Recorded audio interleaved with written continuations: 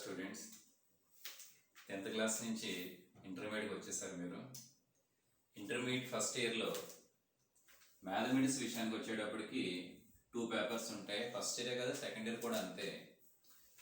First పేపర్ని ఏ paper అంటారు? First ఇయర్లో కాబట్టి 1A అని పిలుస్తాము. 1A అంటారు, ఒక పేపర్ అది. అలానే సెకండ్ పేపర్ని 1B. యాక్చువల్గా 1 అనేదేమో ఇయర్కి సంబంధించింది, ఫస్ట్ ఇయర్ కాబట్టి 1 పేపర్.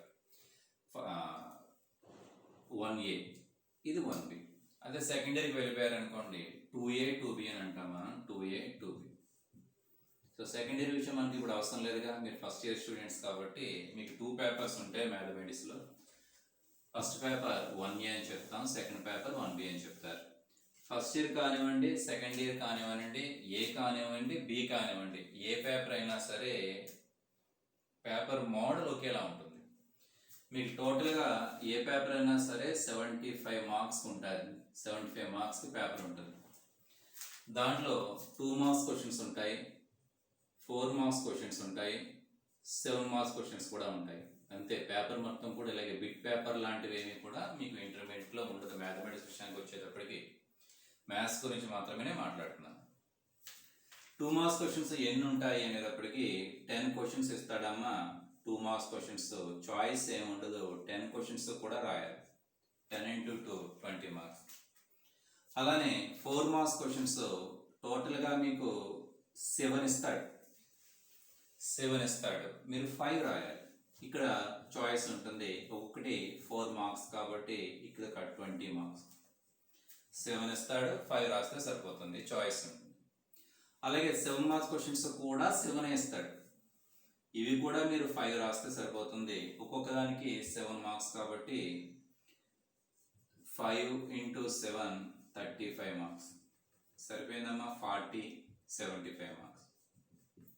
అది 1A కానివ్వండి, 1B కానివ్వండి, 2A కానివ్వండి, 2B కానివ్వండి, ఏదైనా సరే అంతే. మీకు వెయిటేజ్ అలానే ఉంటుందండి. మోడల్ పేపర్ ఇట్లానే ఉంటుంది. 75 మార్క్స్ ఉంటుంది.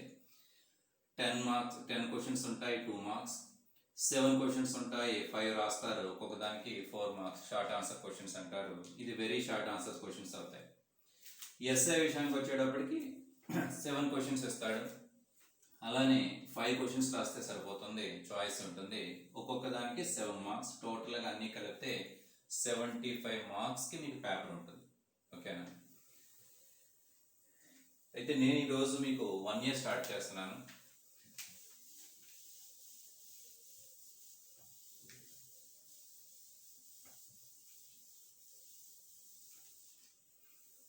వన్ ఏలో ఫస్ట్ చాప్టర్ ఏంటి అంటే ఫంక్షన్స్.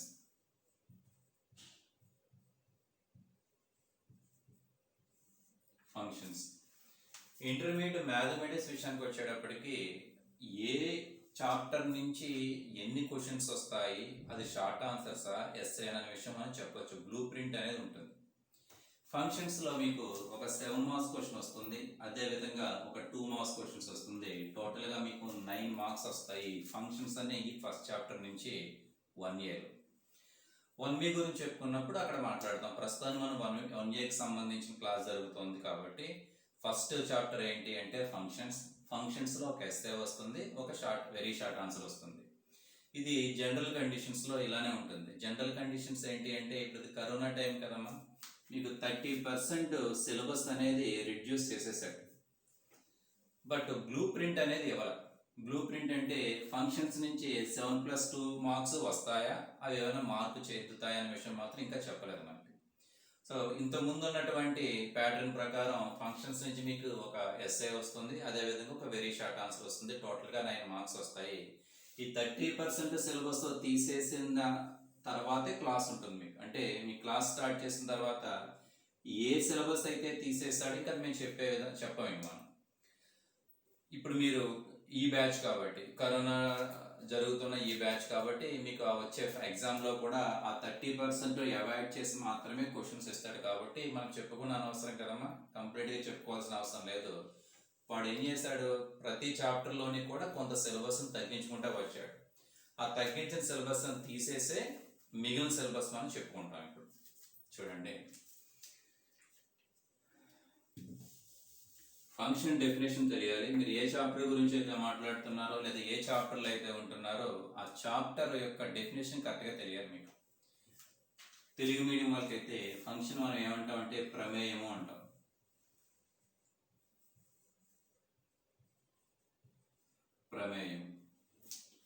ప్రమేయము లేదా ఫంక్షన్ గురించి మీకు తెలియడానికి ముందు సెట్ అంటే ఏంటో తెలియాలి. ఫస్ట్ సెట్ అంటే ఏంటో తెలియాలి. మనం తెలుగులో సమితి అని చెప్తాం, సమితి. దీని తర్వాత కార్టీషియన్ ప్రొడక్ట్ అని ఉంటుంది.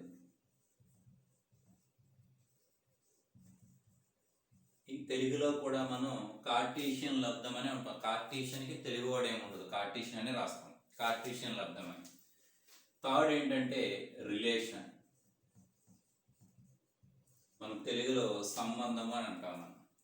ఆ తర్వాత ఫోర్త్ ఏంటంటే ఫంక్షన్. ఫంక్షన్ అంటే ఇప్పుడు చెప్తున్నాను కదమ్మా, ఇది ప్రమేయం, తెలుగులో ప్రమేయం అంటారు. సెట్ తెలిసిన తర్వాత కార్టీషియన్ ప్రొడక్ట్, కార్టీషియన్ ప్రొడక్ట్ తెలిసిన తర్వాత రిలేషన్, ఆ తర్వాత మాత్రమే ఫంక్షన్ డెఫినేషన్ తెలుసుకోవాలి. అది ఒక సిస్టమ్. అది మీకు ఆల్రెడీ మూడు తెలుసు అనుకోండి, గొడవే లేదు. తెలియని వాళ్ళ గురించి నేను చెప్తున్నాను. సెట్ అంటే ఏమిటి, సెట్ అంటే తెలుగులో సమితి అమ్మ. సెట్ అంటే ఏంటనే విషయం చెప్తున్నాను. మీరు డెఫినేషన్ లోయర్ స్టడీస్ నుంచి కూడా, అంటే నా ఉద్దేశం ప్రకారం 9th కానీ 8th క్లాస్లో కానీ సెట్ డెఫినేషన్ వచ్చేస్తుంది. అక్కడ మీరు చదువుంటారు, మీకు కొంత క్లారిటీ, కొంత చాలా క్లారిటీ వచ్చి ఉండాలి. ఏంటి సెట్ అంటే, నేనేం చేస్తున్నానంటే కొన్ని వస్తువులు తీసుకొచ్చి ఇక్కడ పెట్టేశాను, కలెక్ట్ చేశాను, ఒక చోట చేర్చాను, ఎలా అయినా అనుకోండి. నేనేమనుకుంటున్నాను, నేను మనసులో ఏమనుకుంటున్నానంటే 1 నుంచి 10 వరకు ఉన్న ఇంటీజర్స్ని ఇక్కడ రాద్దామని అనుకుంటున్నాను, కలెక్ట్ చేద్దామని అనుకుంటున్నాను. 1 నుంచి 10 వరకు ఉన్నటువంటి ఇంటీజర్స్ని కలెక్ట్ చేద్దాము, ఒక చోట పెడదాము అని అనుకుంటున్నాను. అప్పుడు ఏం రాయగలం? 1 రాస్తాం, 2 రాస్తారు, 3, 4, 5, 6, 7, 8, 9, 10 ఇవన్నీ రాస్తారు, రాసి ఆపుతారు. ఇప్పుడు ఇది కలెక్షనే కదా, ఒక చోట చేర్చాం కదా. ఏం చేర్చావు? నేను ఏం చేయాలనుకున్నాను అన్న దాని మీద నాకు క్లారిటీ ఉంది. ఏం చేయాలనుకుంటున్నాను? 1 నుంచి 10 వరకు ఉన్నటువంటి ఇంటీజర్స్ని లేదా నేచురల్ నెంబర్స్ని, తెలుగులో చెప్పాలంటే సహజ సంఖ్యల్ని ఒక చోట రాద్దాము అని అనుకుంటున్నాను. రాశాను, నేను అనుకున్నట్టుగా రాసేసాను, కలెక్ట్ చేసేసాను, ఒక చోట చేర్చాను, ఎలా అయినా అనుకోవచ్చు. అప్పుడు దీన్ని ఏమంటామంటే ఒక సెట్ అంటారు. సెట్ని మనం బ్రేసెస్తో డిఫైన్ చేస్తామమ్మా. ఇది లెఫ్ట్ బ్రేస్, ఇది రైట్ బ్రేస్, ఇలా రాస్తూ ఉంటారు. అది కూడా మీకు తెలిసింది, ఇవన్నీ లోయర్ స్టడీస్లో ఉంటాయి. ఓకేనా? డెఫినేషన్ ఏంటి? కలెక్షన్ ఆఫ్, కలెక్షన్ ఒకటే ఒక చోట చేర్చాను, కలెక్షన్ ఆఫ్ ఆబ్జెక్ట్స్, ఆబ్జెక్ట్స్ అంటే వస్తువులు అనుకోవచ్చు, నంబర్స్ అనుకోవచ్చు, ఏదైనా సరే. Collection of objects is called a set.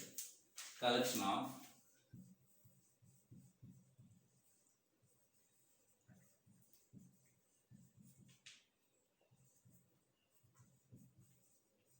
Is called a set. దీంట్లో నేను ఒక వర్డ్ మిస్ చేశాను. Collection of objects is called a set అనేది తప్పు. యాక్చువల్గా చెప్పాలంటే మధ్యలో ఏముంటుందంటే కలెక్షన్ ఆఫ్ వెల్ డిఫైన్ అనే వర్డ్ ఉంటుంది. వెల్ డిఫైన్డ్, మీరు ఆ వర్డ్ నేర్చుకుని ఉంటారు. వెల్ డిఫైన్ పెట్టొచ్చా పెట్టకూడదా? కొంతమంది వెల్ డిఫైన్ రాయనవసరం లేదంటారు, చాలా మంది వెల్ డిఫైన్ ఉండాలని చెప్తారు. వెల్ డిఫైన్ ఖచ్చితంగా ఉండాలి. ఏంటి వెల్ డిఫైన్ ఉండడానికి లేకపోవడానికి తేడా ఏంటి? Collection of objects is called a set అనడానికి, collection of well define objects is called a set అనడానికి వేరియేషన్ ఏంటి? తెలుగులో ఏంటి వెల్ డిఫైన్ అని తెలుగులో ఏమంటామంటే సునిర్వచితం అంటారు. సునిర్వచితమైన వస్తువుల సముదాయాన్ని సమితి అంటారు తెలుగులో అయితే. సునిర్వచితం అంటే వెల్ డిఫైన్, కలెక్షన్ ఆఫ్ అంటే సముదాయం, ఆబ్జెక్ట్స్ అంటే వస్తువుల్ని, సెట్ అంటే సమితి అంటారు. అక్కడ కూడా మీకు ఏం చెప్తారు? వెల్ డిఫైన్ చెప్తారు. వెల్ డిఫైన్ వర్డ్ ఏంటి అక్కడ? సునిర్వచితం. అసలు వెల్ డిఫైన్ ఉంటే ఏంటి, వెల్ డిఫైన్ లేకపోతే ఏంటి అనే విషయం దాని గురించి చెప్తాను చూడండి. సరే, ఇక్కడ నేను అనుకున్నది ఏంటి? 1 to 10 నెంబర్స్ని ఒక చోట చేర్చాలి అని నేను మైండ్లో ఫిక్స్ అయ్యాను. ఓకేనా? ఇప్పుడు నేను 11 అనే ఒక నెంబర్ తీసుకొచ్చి అడుగుతున్నాను, 11 అనే నెంబర్ దీంట్లో ఉండొచ్చా అని. ముందు ఇంకా క్లారిటీగా చెప్తాను, చెరిపేస్తున్నాను చూడండి.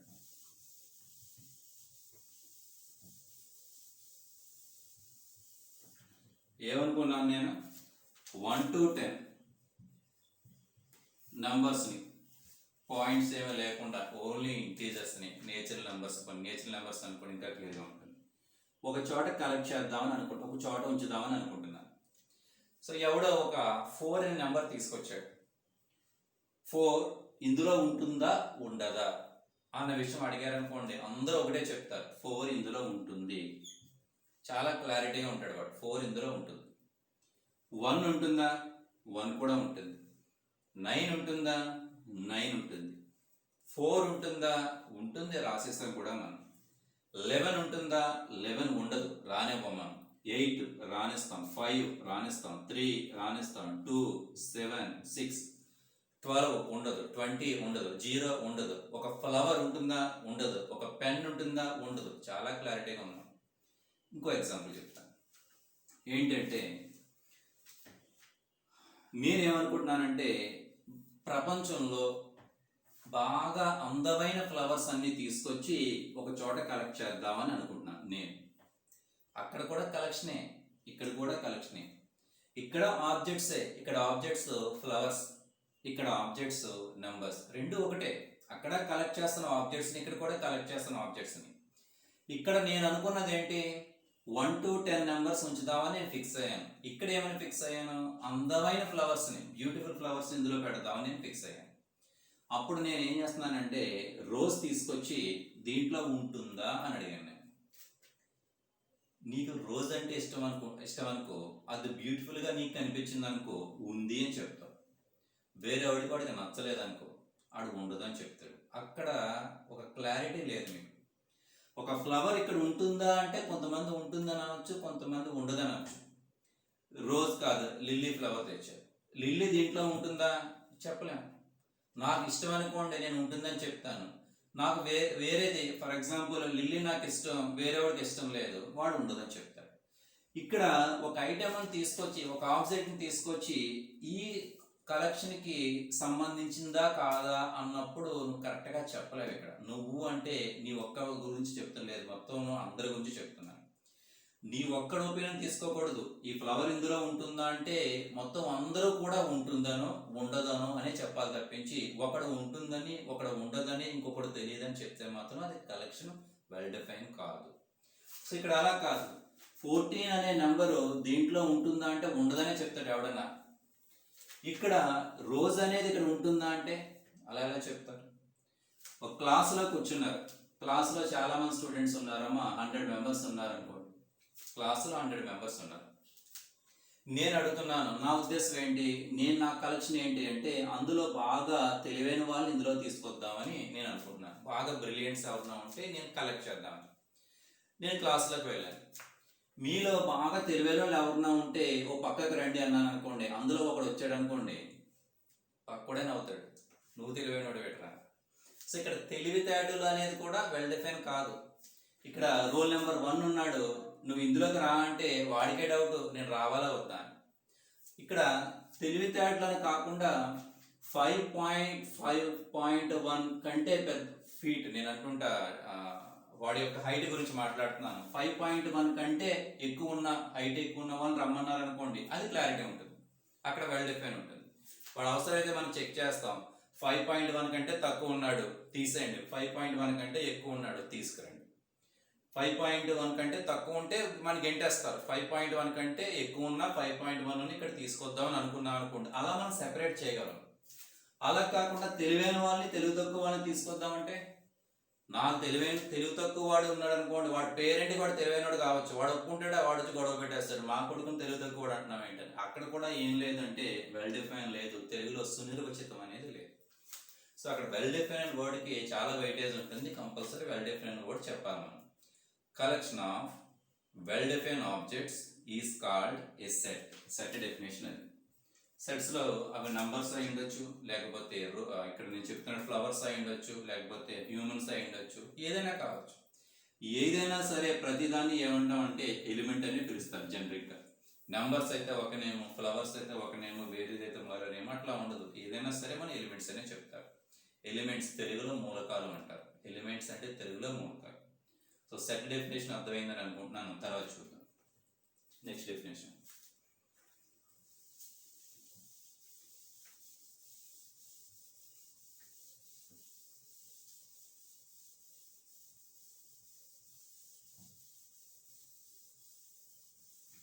కార్టీషియన్ ప్రోడక్ట్ అన్నాం కదా, సెకండ్ డెఫినేషన్ చెప్పుకోవాల్సింది Cartesian product. For example A equal to 1, 2, 3 అనే ఒక సెట్ తీసుకున్నాను. B equal to A B అనే మరో సెట్ తీసుకున్నాను. రెండు సెట్స్. నేను సెట్స్ అని అనేసాను కాబట్టి మీరు చెక్ చేయకండి అది మళ్ళీ వెల్ డిఫైన్ అవుతుందా అనే విషయం మీకు అనవసరం. నేను సెట్ అని అనేసాను కదా, మీరు సెట్ డెఫినేషన్ దాటేస్తారు. ఇంకా మళ్ళీ సెట్ గురించి ఇంకా ఆలోచించి వెల్ డిఫైన్ అవుతుందా, మళ్ళీ 4 తీసుకొచ్చి ఇక్కడ వెరిఫై, ఈ సోదంతా అవుతుంది ఇంకా. సో అది సెట్ అని చెప్తాను కాబట్టి సెట్ అయిపోయిందని గుర్తుపెట్టుకోండి. నేను ఇక్కడ ఏం రాస్తున్నానంటే ఫస్ట్ సెట్లోంచి ఒక ఎలిమెంట్, సెకండ్ సెట్లో ఒక ఎలిమెంట్తో కాంబినేషన్ రాసి ఇలా ఒక సింబాలిక్గా రాశాను. దాన్ని ఏమంటారంటే ఆర్డర్ ఆఫ్ పెయిర్ అంటారు. తెలుగులో క్రమయుగ్మము అని, ఇంగ్లీష్లో అయితే ఆర్డర్ ఆఫ్ పెయిర్ అని చెప్తారు, తెలుగులో అయితే క్రమయుగ్మం అని చెప్తారు. అటువంటి ఎన్ని తయారు చేయొచ్చు? ఫస్ట్ ఎలిమెంట్ మాత్రం ఫస్ట్ సెట్లోనే ఉండాలి, సెకండ్ పొజిషన్ మాత్రం సెకండ్ సెట్లోనే ఉండాలి. అర్థమవుతుందమ్మా? అలా 2A రాయొచ్చా? రాయొచ్చు. 3A రాయొచ్చా? రాయొచ్చు. అదేవిధంగా ఇంకేమున్నాయేమో అవి 1B, 2B, 3B. ఇంకా అంతమించి ఏం రాయను. టోటల్గా ఇందులో 3 ఉన్నాయి, దీంట్లో 2 ఉన్నాయి కాబట్టి 6 వస్తాయి. ఇవన్నీ తీసుకొచ్చి ఒక సెట్లో రాయండి. మరలా ఒక సెట్లో రాశారు. ఈ సెట్కి ఏం పేరు ఎలా పేరు పెడతామంటే A క్రాస్ Bతో డినోట్ చేస్తున్నాం. అలా రాశాను. అప్పుడు ఈ సెట్ని ఏమంటామంటే Cartesian product of A, B. Cartesian లబ్ధము, తెలుగులో అంటే లబ్ధం అని అంటాం అంతే. కార్టీషియన్కి అదే పేరు వాడతారు. సో ఇది ఏమవుతుంది? ఏబికి సంబంధించిన కార్టీషియన్ ప్రొడక్ట్ అంటారు. దీన్ని A క్రాస్ Bతో సింపుల్గా డినోట్ చేస్తారు. అంటే A క్రాస్ Bలో ఉండే ఎలిమెంట్స్ ఎలా ఉంటాయి? ఏలో ఉన్న ఎలిమెంట్స్ అన్నీ కూడా ఫస్ట్ పొజిషన్లో ఉంటాయి, బిలో ఉన్న ఎలిమెంట్స్ అన్నీ కూడా సెకండ్ పొజిషన్లో ఉంటాయి. రిపిటేషన్ మాత్రం రాయొద్దు. 1A రాసిన తర్వాత మళ్ళీ 1A రాయొద్దు. టోటల్గా ఎన్ని నెంబర్స్ వస్తాయి, ఎన్ని ఎలిమెంట్స్ వస్తాయి, నంబర్స్ అని అనకూడదు, ఎన్ని ఎలిమెంట్స్ వస్తాయి?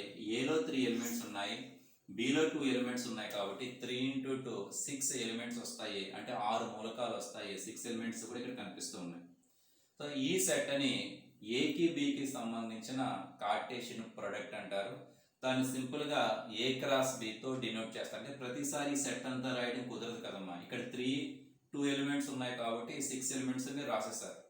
అలా కాకుండా ఇక్కడ 100 ఎలిమెంట్స్ ఉన్నాయనుకోండి, దేంట్లో ఒక 200 ఎలిమెంట్స్ ఉన్నాయనుకోండి, మనం రాయలేంగా, రాయగలం, టైం పడుతుంది. అటువంటి అప్పుడు సింపుల్గా A క్రాస్ B అన్నాడు అంటే నువ్వు అర్థం చేసుకోవాలి ఏకి బికి సంబంధించిన అన్ని పెయిర్స్ కూడా, ఆర్డర్ ఆఫ్ పెయిర్స్ అన్ని కూడా, క్రమయుగ్మాలు అన్ని కూడా దీంట్లోనే ఉంటాయనే విషయం గుర్తుపెట్టుకోవాలి. సో కార్టేషియన్ ప్రొడక్ట్ కూడా అయిపోయింది. నెక్స్ట్ రిలేషన్ చూద్దాం. Third definition relation.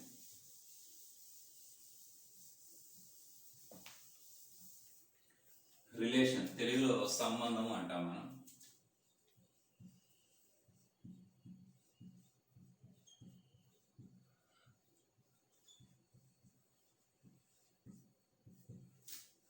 చాలా ఈజీ డెఫినేషన్. నీ దగ్గర కార్టేషియన్ ప్రొడక్ట్ ఉన్నప్పుడు మాత్రమే రిలేషన్ గురించి మాట్లాడాలి. కార్టేషియన్ ప్రొడక్ట్ ఎప్పుడు మాట్లాడతావో? సెట్ ఉన్నప్పుడు మాత్రమే కార్టేషియన్ ప్రొడక్ట్ మాట్లాడాలి. ఇవన్నీ ఇంటర్లింక్డ్. సెట్ ఉన్నప్పుడు కార్టేషియన్ ప్రొడక్ట్ వస్తుంది, సెట్స్ ఉన్నప్పుడే కదా కార్టేషియన్ ప్రొడక్ట్ వస్తుంది, వచ్చేసింది. కార్టేషియన్ ప్రొడక్ట్ వచ్చిన తర్వాతే రిలేషన్ గురించి మాట్లాడతాం. ఏంటి రిలేషన్?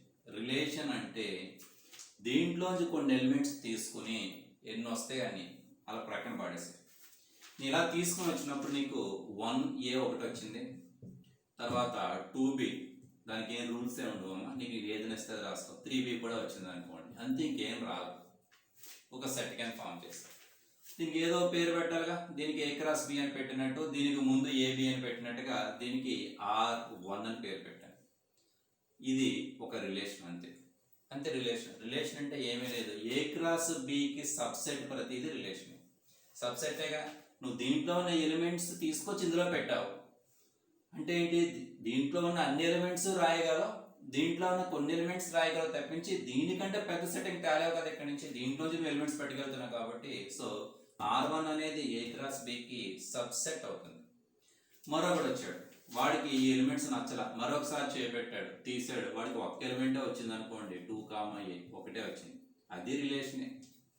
అదేంటి ఒక ఎలిమెంట్ వస్తే నీకు అనవసరం, ఒక ఎలిమెంట్ వస్తుందా, 2 ఎలిమెంట్స్ వస్తాయా, 3 ఎలిమెంట్స్ వస్తాయా, మొత్తం అన్ని తెచ్చేసుకున్నా కూడా ఒప్పుకోవాల్సిందే. ఇది కూడా ఒక రిలేషన్ అవుతుంది. అంటే రిలేషన్ అంటే ఏంటి, సంబంధం అంటే ఏంటి, ఏ క్రాస్ బి అనే కార్టేషియన్ ప్రొడక్ట్ నుంచి తయారైన ప్రతి సబ్సెట్ని ఏమంటామంటే ఒక రిలేషన్ అని చెప్తాము.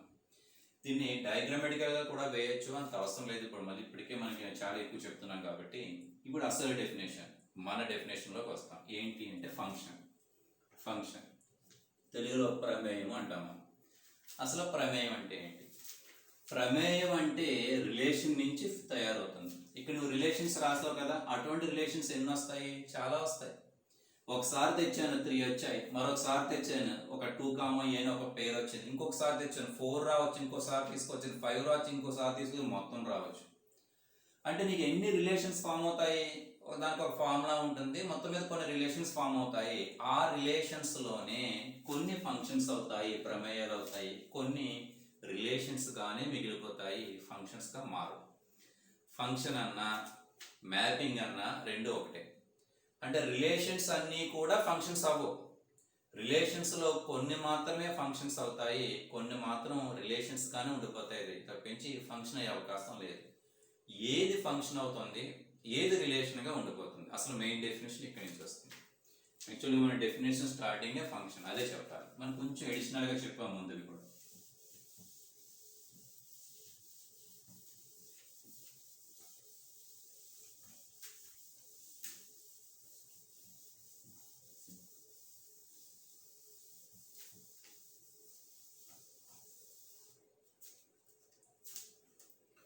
ఫంక్షన్ కదా ముందు డయాగ్రామ్ ప్రకారం చెప్తాను, బాగా అర్థమవుతుంది. A equal to 1 2 3, B equal to A comma B అని 2 సెట్స్ తీసుకున్నాను. ఇది ఏ అనే సెట్, ఇది బి అనే సెట్. దీంట్లో ఉన్న ఎలిమెంట్స్ ఏంటి, 1 2 3. దీంట్లో ఉన్న ఎలిమెంట్స్ ఏంటి, ఏ బి. అవసరమైతే ఇంకా రాయండి, సీడీలు కూడా రాయండి, తప్పేం లేదు, ఇంకా కొంచెం క్లారిటీగా ఉంటుంది మీరు అర్థం చేసుకోవడానికి. A B C D. 1 ఏతో అసోసియేట్ అయ్యింది, 2 ఏతో అసోసియేట్ అయ్యింది, 3 బితో అసోసియేట్ అయ్యింది అనుకోండి. ఇదేంటి మళ్ళా గీతలు పెట్టాడు, అసోసియేట్ అవుతుంది అన్నాడని అనుకోవచ్చు. చెప్తాను చూడండి. యాక్చువల్గా దీని నుంచి 1A బి తీసేద్దాంలేండి, అయితే మనకు రాయడానికి టైం పెట్టేస్తుంది. నేను ఎన్ని రాస్తున్నాను కదా. ఏంటంటే 1 comma A, 1 comma B, 1 comma C, 2 comma A, 2 comma B, 2 comma C, 3 comma A, 3 comma B, 3 comma C. ఏంటిది సెట్ కింద రాయాలి, నేను బాక్స్గా రాసేస్తానమ్మా. యాక్చువల్గా బ్రేసెస్ రాస్తాను, నేను బాక్స్ రాస్తాను. ఇదే కదమ్మా Cartesian product of A comma B. అన్నీ కూడా పేర్సే ఉన్నాయి. రిలేషన్ అంటే ఏం చెప్పాను, దీంట్లోని కొన్ని ఎలిమెంట్స్ తీసుకొచ్చి ఇలా పాడేమని చెప్పాను, పాడేశాను. దానికి ఆర్ అని పేరు పెట్టాను, లేదా R1 అని పేరు పెట్టాను. అందులోంచి ఏమొచ్చాయంటే ఫస్ట్ వచ్చిందట, అలా రావాలని ఏం కాదు, అది వచ్చింది. తర్వాత 2A వచ్చింది, ఈ వాల్యూ కూడా వచ్చింది 2A. తర్వాత 3B కూడా వచ్చింది. అంతే, ఇంకేం రా, 3నే వచ్చాయి. దీన్ని డయాగ్రామ్గా వేయాలంటే ఇలా వేస్తారు చూడండి. 1A కదమ్మా, 1Aతో అసోసియేట్ అయింది అని అర్థమవుతుందా. తర్వాత 2A కదమ్మా, 2A అనేది ఒక ఆర్డర్ ఆఫ్ పేర్, అంటే 2Aతో అసోసియేట్ అయింది అని. 3B కదమ్మా, 3Bతో అసోసియేట్ అయిందండి.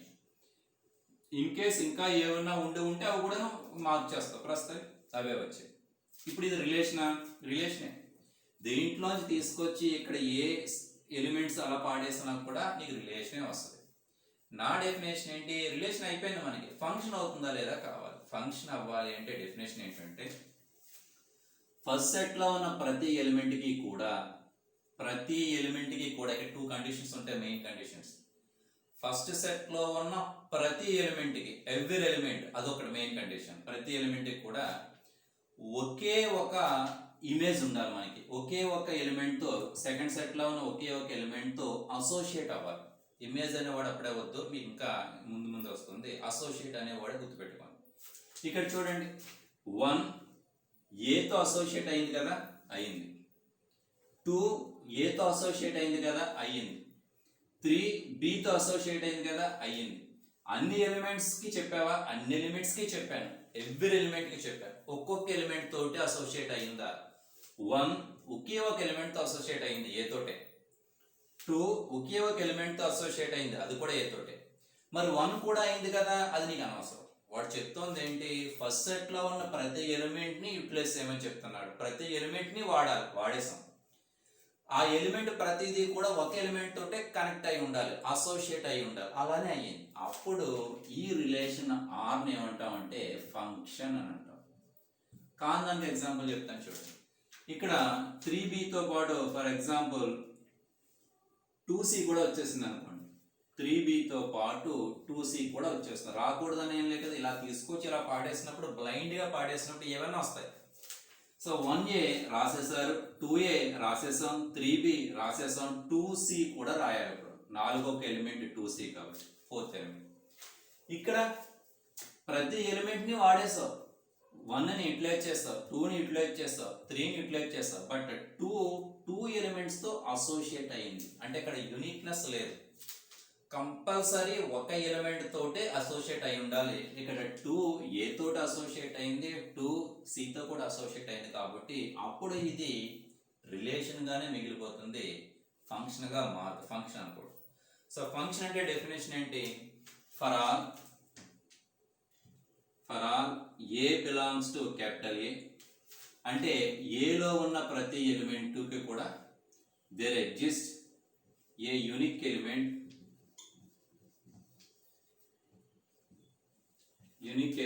b belongs to b అంటే ఏలో ఉన్న ప్రతి ఎలిమెంట్ కి కూడా b లో ఒకే ఒక ఎలిమెంట్ తో there exist a unique element, ఒకే ఒక ఎలిమెంట్ తో అసోసియేట్ అయి ఉండాలి. అసోసియేట్ అంటే ఏంటి? r(1) = n, r(2) = n, r(3) = bn అంటే f(a) = bn. కొంచెం ఇది కన్ఫ్యూజ్ గా ఉండొచ్చు, ఇంకా వివరంగా చెప్తాను చూడండి.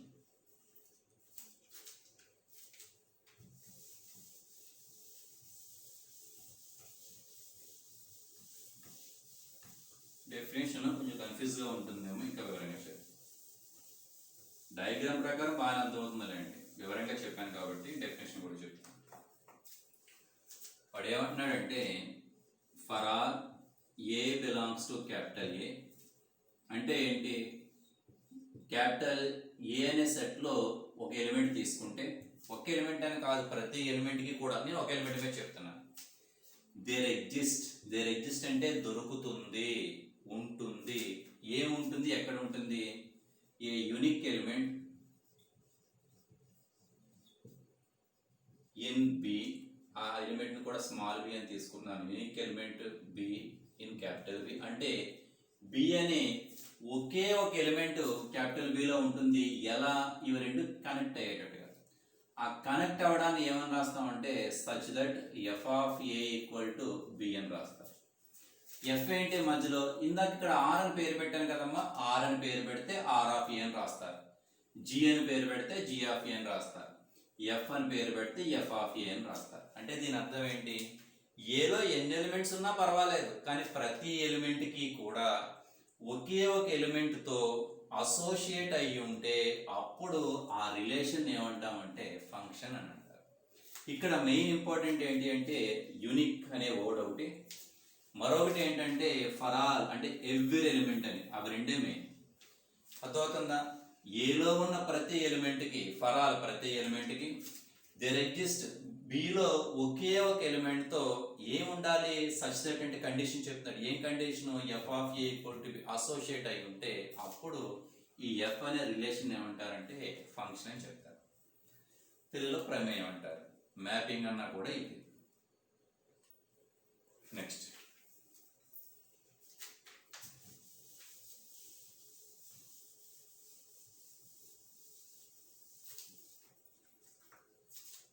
సరే, ఒక ఫంక్షన్ తయారు చేస్తున్నాను.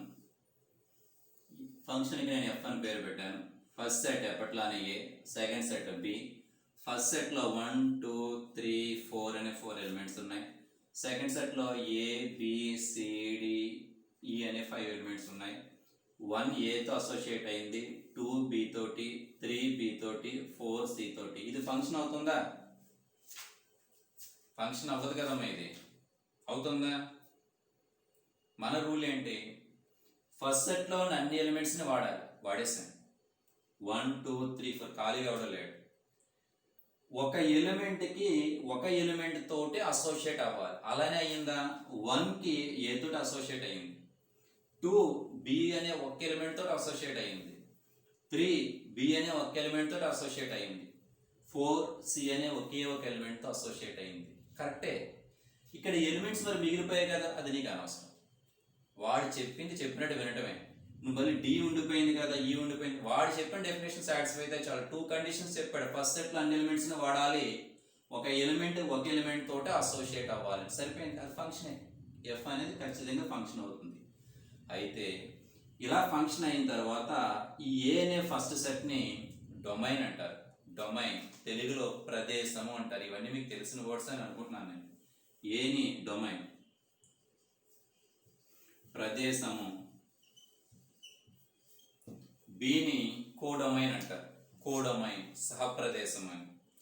ఇక్కడ 1 అసోసియేట్ అయింది, 2 అసోసియేట్ అయింది, చాలాసార్లు రిపీటెడ్ గా వాడుతున్నాం కదా. సో ఆ వర్డ్ కూడా మనం చేంజ్ చేద్దాం. ఇప్పుడు 1 ఏతో అసోసియేట్ అయిందంటే అర్థం ఏంటి తెలుసా? 1కి ఇమేజ్ ఏ అయినట్టు.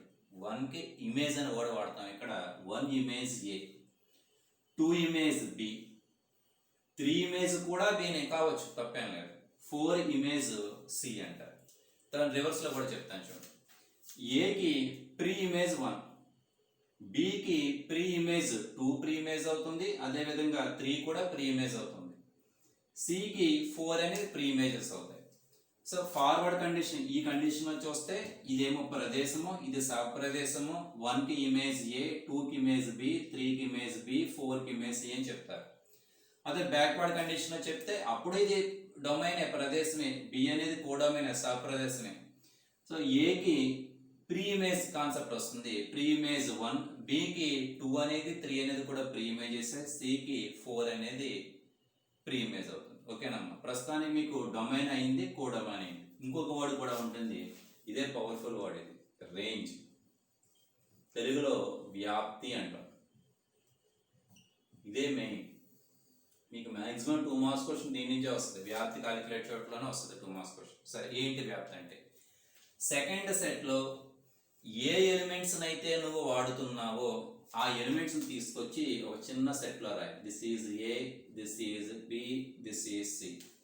యూటిలైజ్ చేయని ఎలిమెంట్స్ ని అవాయిడ్ చేస్తాయి, వదిలేసాయి. అప్పుడు ఈ చిన్న సెట్ తీసుకున్న కదా, దీన్నే రేంజ్ అంటారు. రేంజ్ సెట్ అంటారు. ఈ ఫంక్షన్ కి ఇది ఏమవుతుందంటే రేంజ్ అవుతుంది, వ్యాప్తి అవుతుంది. తెలుస్తుందా మీకు? అంటే సెకండ్ సెట్ లో ఏ ఎలిమెంట్స్ అయితే యూటిలైజ్ చేసావో అలా అన్నా పర్వాలేదు. ఇమేజెస్ కదా, ఏ అనేది ఇమేజ్, దేనికన్న విషయం ప్రక్కన పెట్టండి. 1కే అవుతుందిలేండి, ఆ విషయం ప్రక్కన పెట్టేస్తే ఏ అనేది ఇమేజే, బి అనేది ఇమేజే, సి అనేది ఇమేజే, డి, ఈలు అనేవి ఇమేజెస్ కావు. సో సెకండ్ సెట్ లో ఇమేజెస్ అన్ని తీసుకొచ్చి ఒక ప్రక్కన రాస్తే ఆ ఇమేజెస్ సెట్ ని ఏమంటాం అంటే రేంజ్ సెట్ అంటారు. ఇమేజెస్ సెట్ నే రేంజ్ సెట్ అంటారు. మన భాషలో చెప్పాలి అంటే, ఈజీగా అర్థం కావడం చెప్పాలంటే, సెకండ్ సెట్ లో ఉపయోగించిన ఎలిమెంట్స్ అన్ని తీసుకొచ్చి ఒక సెట్ లో రాస్తే అప్పుడు దాన్ని రేంజ్ అంటారు. యాక్చువల్ డెఫినేషన్ అలా చెప్పరు. ఇమేజ్ అన్ని తీసుకొచ్చి ఒక సెట్ లో రాస్తేనే దాన్ని రేంజ్ సెట్. ఇమేజ్ అనే వర్డ్ ఖచ్చితంగా వాడతాం మనం. ఇమేజ్ సెట్ అన్నా రేంజ్ సెట్ అన్నా రెండు ఒకటే. తెలుగులో మనం వ్యాప్తి అని చెప్తారు. అర్థమవుతుందా మీకు? సో ప్రస్తుతానికి ఏం చెప్పాం ఈరోజు? సెట్ డెఫినేషన్ క్లియర్ గా చూసాం, దాంతోపాటు రిలేషన్ చూసాం, రిలేషన్ కార్టేషియన్ ప్రోడక్ట్ చూసాం, తర్వాత రిలేషన్ చూసాం, రిలేషన్ తర్వాత ఫంక్షన్. ఫంక్షన్ అంటే తెలుగులో ప్రమేయం అంటారు. ఫంక్షన్ అయింది కాబట్టి ఒక ప్రదేశం ఉంటుంది, ఒక డొమైన్ ఉంటుంది, సహప్రదేశం కోడొమైన్ ఉంటుంది, అలాగే రేంజ్ వ్యాప్తి కూడా ఉంటుంది. ఇది ఫంక్షన్ అవుతుంది అంటే ఫస్ట్ సెట్ లో ఉన్న ప్రతి ఎలిమెంట్ కూడా సెకండ్ సెట్ లో ఒకే ఒక ఎలిమెంట్ తో అసోసియేట్ అవుతుంది, అప్పుడు దాన్ని ఫంక్షన్ అని చెప్తారు. అలా ఇది జరిగింది డయాగ్రామ్ లో. కాబట్టి ఎఫ్ అనేది ఫంక్షన్ అవుతుంది. సో దీంట్లో ఫస్ట్ సెట్ లో ఉన్న 1 2 3 4 అనే ఈ సెట్ ని డొమైన్ అని చెప్తారు. సెకండ్ సెట్ లో ఉన్న ఏబిసిడిఈ అనే దాన్ని కోడొమైన్ అంటారు. సెకండ్ సెట్ లో ఇమేజెస్ ఉన్నాయి కదమ్మా, ఏబిసిని ఇమేజెస్ అంటారు. కారణం ఏంటి? ఫస్ట్ సెట్ లో ఉన్న ఎలిమెంట్స్ తో అవి మాత్రమే అసోసియేట్ అయ్యాయి కాబట్టి 3 ఎలిమెంట్స్ ని కూడా ఇమేజెస్ అంటారు.